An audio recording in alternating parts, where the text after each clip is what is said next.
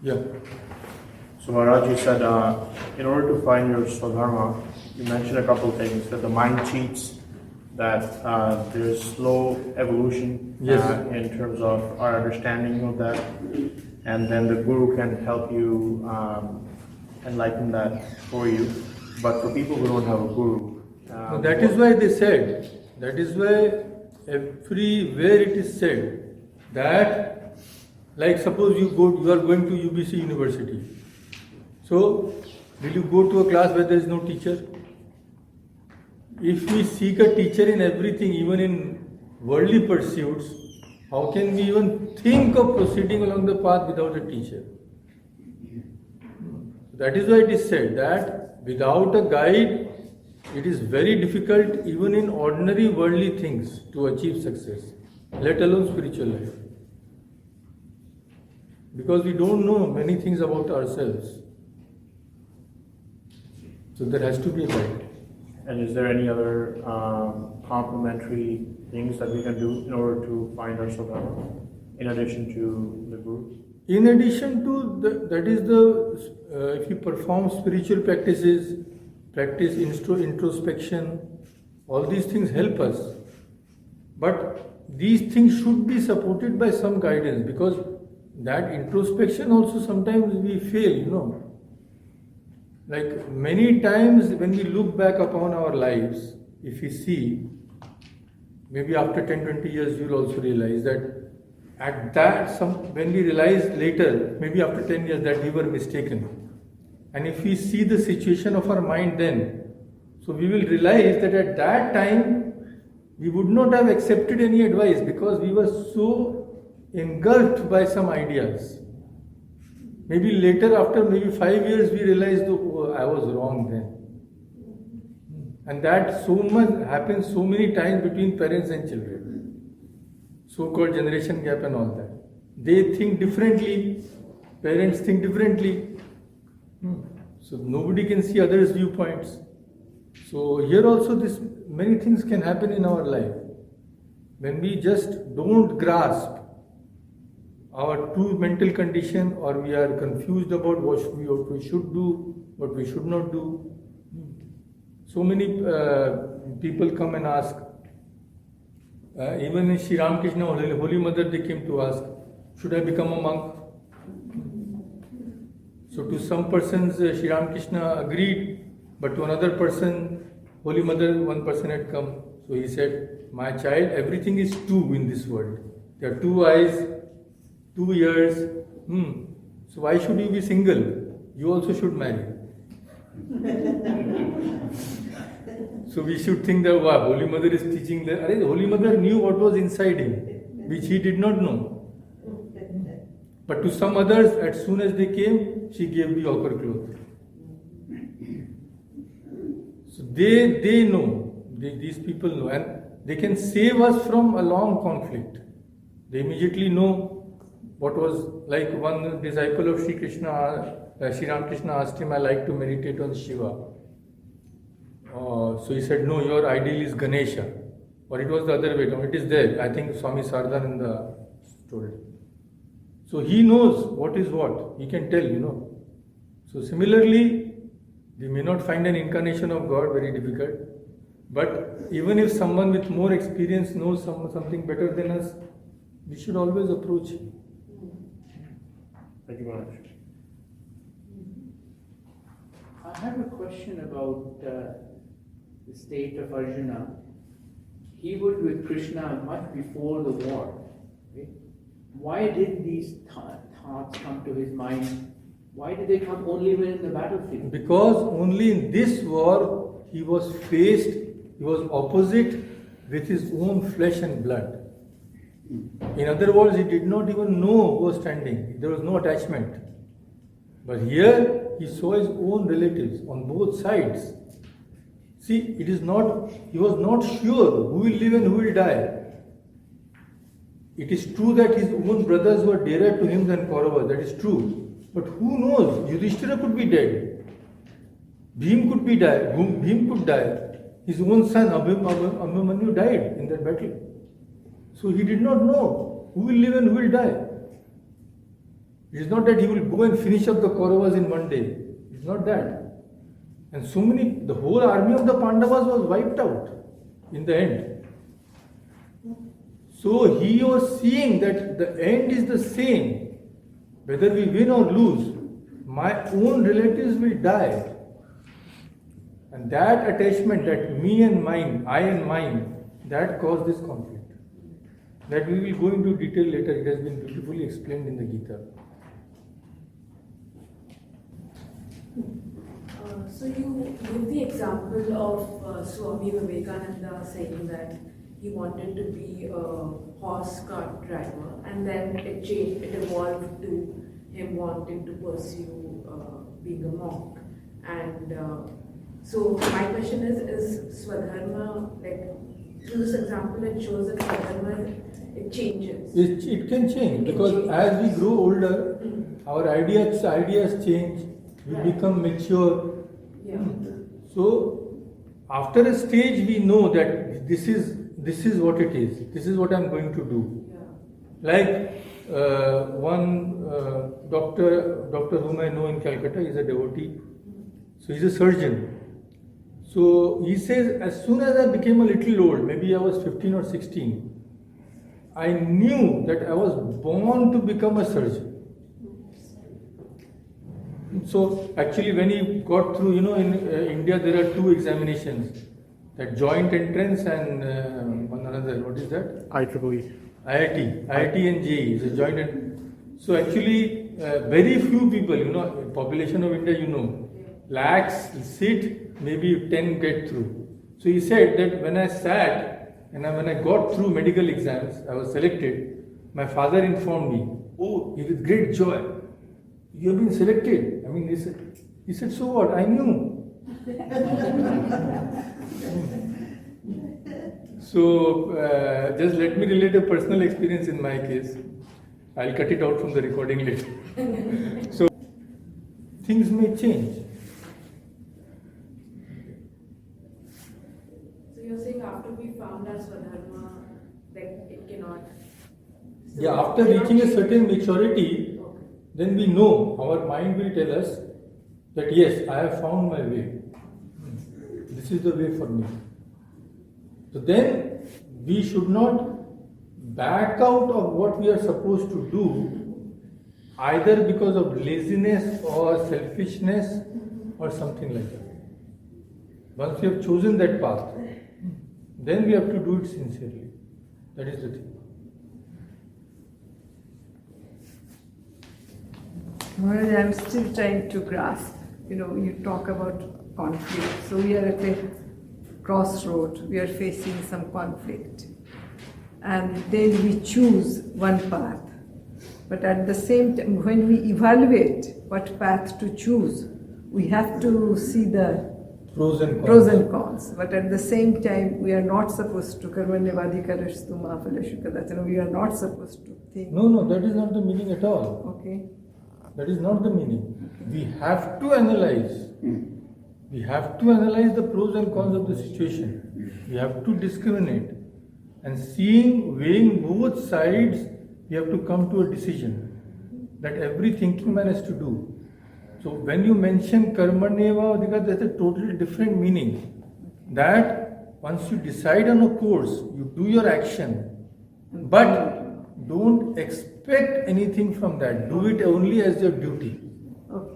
But before taking any course of action, you have to decide carefully. You have to weigh in each of the options. So this is also true in ordinary things of life. And as we deal with more serious things, this acquires more importance. So this does not mean that we should not think about what we are doing. Not at all. We have to think carefully at every stage of our life.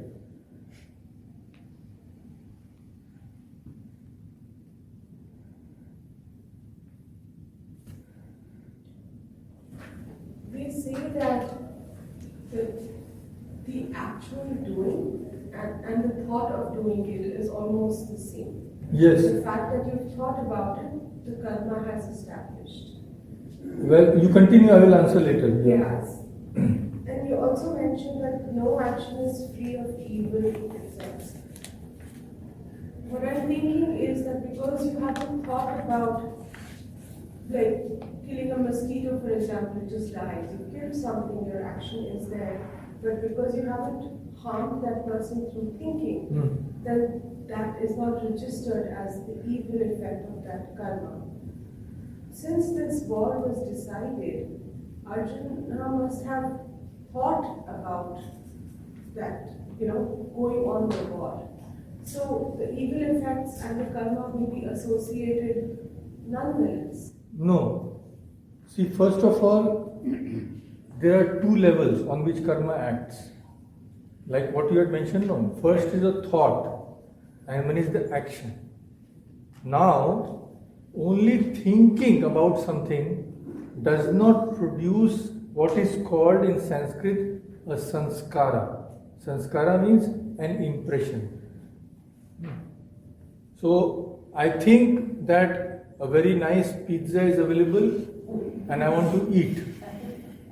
That desire has arisen. I am thinking only. That is okay. It has not created a sanskara in me which will give strength to that thought. But now I don't stop at thinking. I go and have that pizza. Now what has it become? When I eat it, that sensations on my tongue are creating impressions on my mind. If it was a good impression, then I will want it again. If I didn't like it, I say, oh, this company I don't want. So when you say about thought and action having the same consequences, that is not true. Because thinking only will not produce that sanskara in us. Many times we become so angry with a person, oh, I wish he would slip on a banana peel and break his leg. That is just thinking. We don't go and push him. If we went and pushed him, it would become a karma. So, when thoughts can come, that is there. Thoughts can come of so many types. Hundreds and millions of thoughts come every day. But, till they are only thoughts, they rise like bubbles and die. But when they are converted to action, then it becomes an impression in the mind. Like if you compare the mind with a lake, then so many waves arise in the lake, come and go, does not matter. But what happens when a stone is thrown inside a lake? The stone goes and creates a ripple, and it goes and lies there, it does not vanish.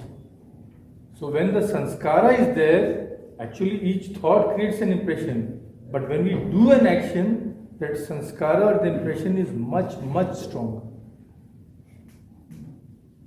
So Arjuna till now, he was willing to fight because he was aware that it was his duty to fight. It was a just war. But problem was when he saw his own people, then the problem was. Then the question came in his mind. So thinking about fighting and actually fighting, they are two completely different things. If I wage a mental war, there is no problem.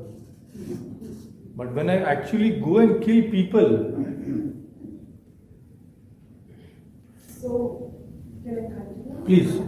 So, maybe through the Gita ka Gyan, God has basically taken, or Shri Krishna has taken out the negative effects that could happen through simply attachment. Yes, yes. He teaches us how to get rid of that negative thing also. And he teaches us in the Gita that only if you are attached to the karma, attachment means what? Desiring the results of the karma. So that is why he says in the to Arjuna later that sama sukha dukkha, like that there is one dukkha sama dukkhe sukhe kritva labha labho jaya jayo tato yuddhaya yujjasva Naivam papam avapsasi. Papa, sin will not accrue to you. Why? Because you treat both as same. Labha, alabha. If you get, if you win, okay. If you lose, okay. You are doing your duty. That is, if that way you can perform karma, then you can be free from the results of that karma. And ultimately, you will achieve liberation, final liberation.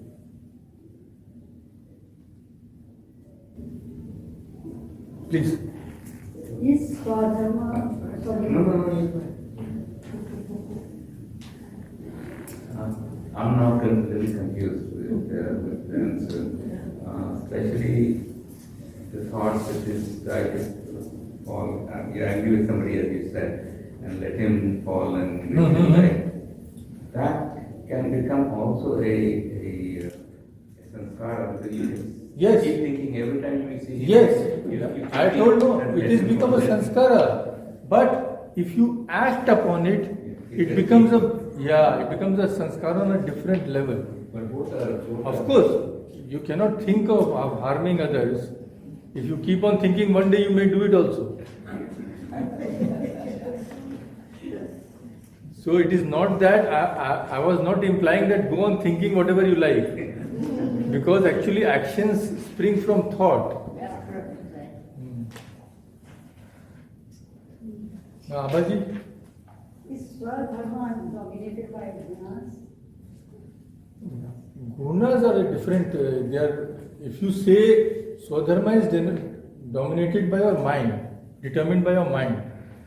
Now if you say that the mind is also composed of gunas, then of course they are determined by the gunas. But that putting it like, it is like holding the nose like this. So just say it is determined by the sanskaras in our mind, our mental impressions. And of course everything is gunas that way.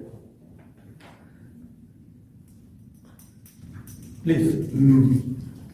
Isn't there sort of a middle ground of thoughts that you don't act on, but they become obsessive and you continually coming back to them, they sort of become a pattern of thought? It becomes a pattern, so I mean we have to determine whether there is such a pattern emerging in our mind or not. And then if there is, then we have to determine whether it is really beneficial or not. Whether if that pattern, if it leads to something good, some good action, then it is to be entertained. If it's an evil thought, if you will, then it should not be entertained, because from the mental pattern it may take the shape of action also. We don't know. Yeah, now we are thinking about suppose some of our friends in college and all, they are smoking and taking drugs and all that. So at first we don't think of it. Then we start thinking, oh, they must find some joy in that.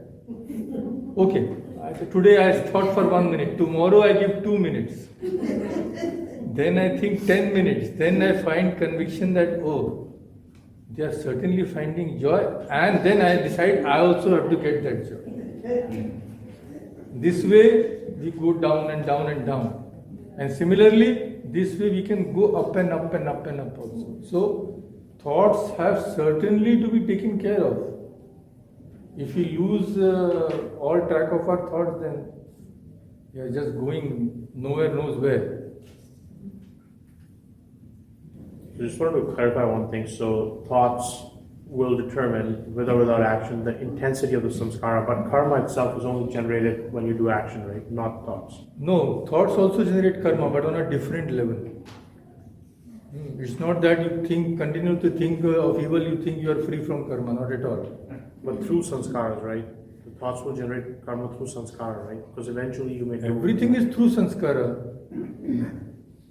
Your thoughts also is coming through sanskara. But those thoughts are also creating new sanskara. So if you think that you go on thinking anything, and there will be nothing to worry about and you won't have any backlash, that is not true. If you think evil also, Swamiji has said, if you think evil about somebody, that thought will also rebound and cause you to suffer. And of course, if you do evil, then you are finished. So it is not that again and again I'm telling, it is not that thoughts are of no consequence, not at all. But when we act upon it, it becomes very, very firm. It creates a very, very firm sanskar. Thinking of killing someone and actually killing someone are two. This does not mean that go on thinking of killing someone. That's what I meant. Following a step question that the pattern of thought is evolving in my mind, having understood that at some point, this pattern of thought is leading to an action. But the action, I also understand, it doesn't matter what is because each action will have a positive and a negative matter. So it doesn't matter that my thought. It matters. To act. It matters because it is your attitude which will determine what consequences you will face. So God can't be fooled. We can't say to God, oh God, each has a good and bad action. So my smoking and taking drugs will also have a good action somewhere. So why should I get the bad actions, consequences or not? Question is, God will ask you, when you tried that drugs for the first time, were you really thinking of doing good to others? If you are really thinking, you will get that. But you are thinking of only enjoying yourself. So this is called bhava in Sanskrit and in Hindi and Bengali also. The bhava means your attitude. I will help a little bit more help in that direction. Taking on your point, that action, though I'm analyzing what is brings good consequence or negative consequence, and I should try to go towards good consequence. But at the same time, I just learned 2 minutes ago that doesn't matter what action, good will be followed. There's some negative will also happen. Yes, some negative will also that happen. point, it's very difficult whether how to put next step to reconcile with that, the good and the bad outcome of my action. Because, first of all, there are two parts to this answer. First of all, have we gone down to that level when we also need an incentive to be good? It's like a child. What will I do if I do this maths? Some mother, what will I get? You will get a chocolate. So, as evolved persons, do we need something to do good also? Have we gone down to that level? And second thing is, doing good we will get an incentive to do good only when we are aware of the true goal of our life. When we realize that doing good is the first step to attain either knowledge or devotion, whatever you say, and without attaining that, we can never have any peace or happiness. So when we realize that, then the motive for doing good becomes greater. So then nobody will need to tell us and say to us, please do good. We know that by doing good, actually I am benefiting myself. So when that comes, then we need not be told to do good.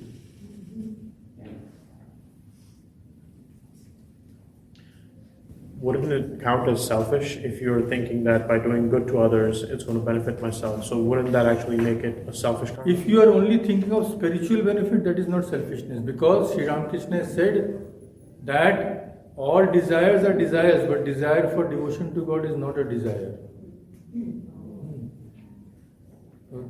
Because that desire is not similar with worldly desires. That desire will get rid of all other desires in time. So it cannot be equated with our ordinary desires. That is on a different level altogether. So then it's okay to think in the fact that, okay, if I put out good in the world, then it may come back to me as increased devotion to God and increased. There is no harm. We have to start with some place.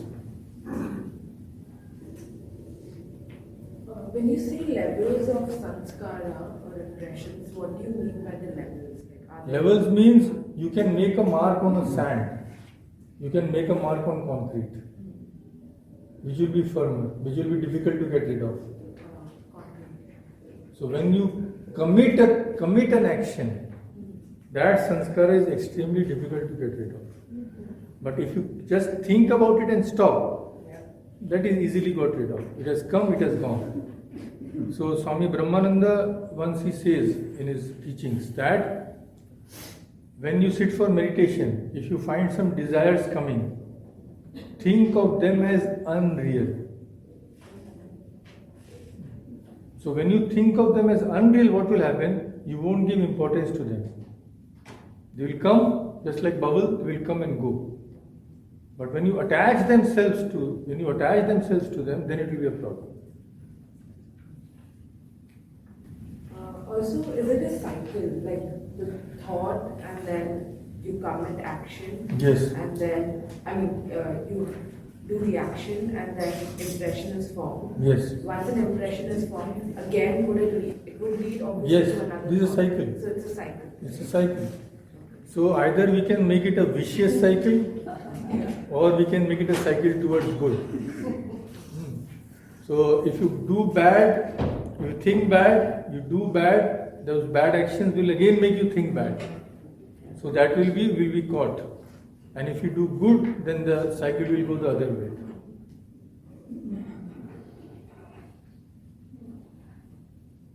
So Maharaj, you alluded to the signs of spiritual conversion. Could you expand on what those signs are? Those signs are there in the Gita, in the divine qualities. So we need to have a separate retreat for that, 2 days. So spiritual conversion just means, what does it mean? It means that when those things happen, sometimes in some saints, their whole mind goes through an upheaval. And they immediately are filled with some kind of spiritual knowledge or great devotion to God, which they could not explain, because in their past life they did not see that they had done something like that. So they call it God's grace, you can call it past sanskaras in other lives, but there is a sudden change in their spiritual life. I mean, they find that suddenly they have jumped 10 steps in one go like that. That is the thing. We try not to get involved in attachment, and regarding as long as a karma, just the thinking is not affect karma. Yes, as I told, it affects, but not as much as when you do that thing. So, thinking is okay, but it is not so serious as actual committing that deed. We have to be strong. Yeah, not to get involved. yeah. You have to control at that level of thought only.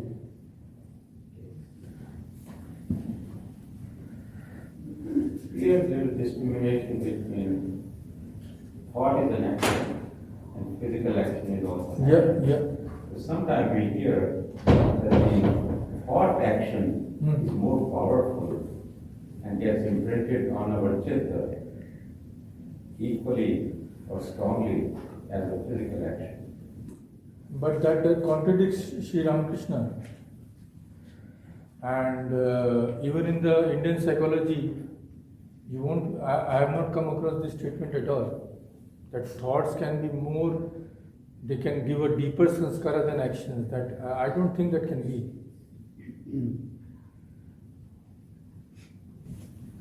I just have a quick question. We've heard that we have these 5 vices of Kam, Krodh, Modh, Lobh, Ahankar. Why is it so difficult to give them up? Because we have been creating those sanskaras through life after life after life. It is just like some habit.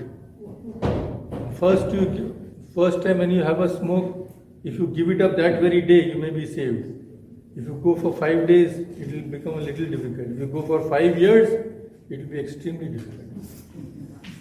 So it is just a matter of habit. If you make good habits, if you make them so strong, then we can't give up those also. And that is the state our aim is to reach. just have a small one. It's like he was saying, he's talking about thoughts and actions, right? So is there a possibility, like in my head, I don't think there is a possibility of an action without a thought. No, there is no possibility. It can't be. No, it can't be. Okay, yeah, just wanted to confirm. You mentioned that in the conversation between Shri Krishna and Arjuna, Arjuna represents the individual being. Our human, ordinary human. Ordinary human being. So the messages that come from Shri Krishna are messages to us all. But Arjuna was a huge devotee. He was a great meditator. Many of the everyday questions or everyday loops that we go through, I don't see Arjuna. That is there. I mean, naturally, Yeah. So you cannot go into that particular, because no two persons are equal. But in general, all the things necessary for spiritual life, from an ordinary, what an ordinary person needs, and to even to an advanced aspiring. So all those grades, so all those teachings are there in the Gita. So Shri Krishna addresses the whole humanity because he goes from one step to another, from one step to another, for even for beginners like us. For example, there is a chapter in which he says, he describes that what is the primary duty of a spiritual aspirant. So first he says the primary duty is give your whole mind to God. Then he says, if you cannot do that, do this. Atha chittam samadhatum na shaknoshi mayi sthiram. Then he says, do this. Sannyasa yogena tato mam ichchaptum dhananjaya. Something like that. So when we discuss all that, then we will. So through Arjuna, although Arjuna was a very high grading, great soul, but he is teaching for others also. Because he is telling that you cannot approach that, then do this. Cannot do this also, then start from a lower one. So it is an all-encompassing.